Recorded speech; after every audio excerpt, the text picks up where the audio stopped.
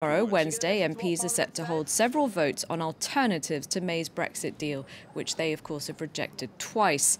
This morning, the Health Secretary said the government might ignore the result of the indicative votes process. Let's go to London now and speak to our correspondent, Bénédicte Paviour. Bénédicte, MPs then set to take control of the Commons timetable tomorrow, when in fact it's normally the government that decides what gets debated. So just how significant is this?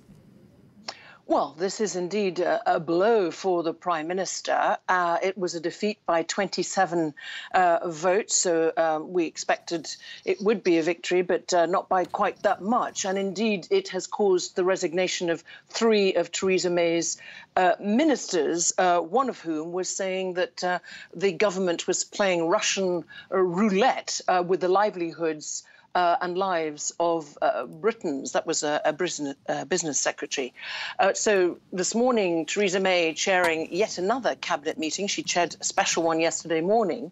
There is huge division within that government, and she will be very unhappy at the fact that what she sees as a precedent has been created by this victory and these indicative votes that will take place tomorrow. And certainly it will be very interesting to see how this plays out. She is still in the business of persuading as many MPs as possible to vote for her deal. Indeed, today, we had thought that this evening the Prime Minister was going to bring back for a third time her meaningful vote. You'll remember that on the 15th of January, it was defeated by 230 votes. That's a record-breaking, first. And then again, when she brought it back on the 12th of March for the second time of asking, that it lost by 149 votes. Now we think she may be minded to bring it back if indeed she has enough support, for example, for the Democratic Unionist Party and also from the real Brexiteers, Eurosceptics of the European Research Group. Perhaps we'll see that being brought back to Parliament on Thursday evening. So, Bénédicte, MPs voting tomorrow and what steps to take next. Take us through the options.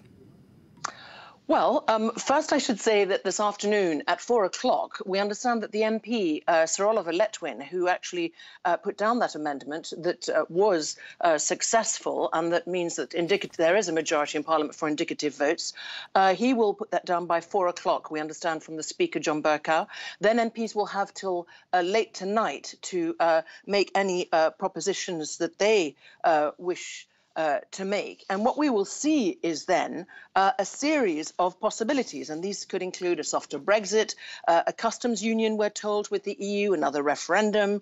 All of this really designed to test the will of Parliament and what there is a majority for. Now, where it gets more complicated and in a sense could maybe be seen as good news, relatively speaking, for the Prime Minister, is there may not be a majority for something, and we'll have to see, and we'll learn tomorrow. Actually, it will be debated in which order various options will be voted on.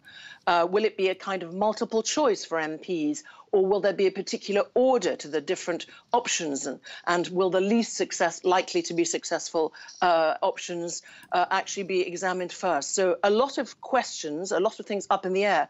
But the bad news, in the sense, for those MPs who voted and who were successful, is that the Prime Minister yesterday said, and indeed one of Matt Hancock, the Health Secretary, has repeated today in the British media, that the Prime Minister and the government won't necessarily take any account. They will listen to what MPs decide and vote on, but they will not commit to it in advance. So still a lot of question marks, a lot of lack of clarity, and I think a lot of pushing and shoving, and a very weakened Prime Minister still in office, but as is frequently said here now, not in power.